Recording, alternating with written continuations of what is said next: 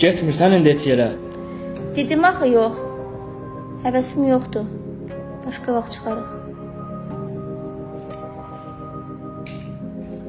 Nəysə, özün bilərsən.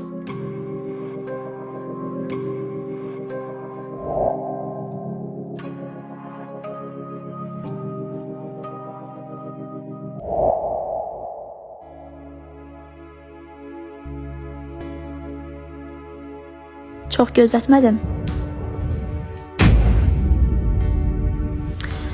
Şinəyə sərdən dirəşib ki 8 Martda bayra çıxaq, nə bilim gezməyə gedək. Əşi boş ver.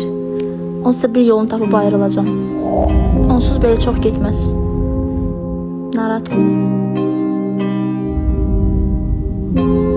Doğrudan nə almısan?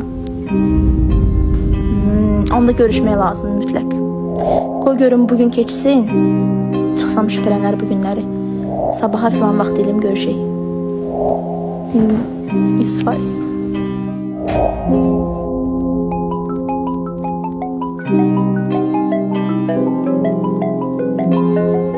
Deyəsən bu telefon evdə qalıb gözdə.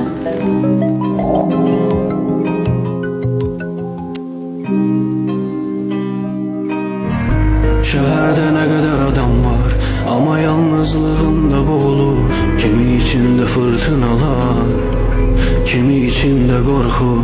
Yaşayırlar daş kafesinde, kimiler ümitlerinde boğulup. Sönülüdü özde təbəssümlər, bu şehirde kimse yoktu.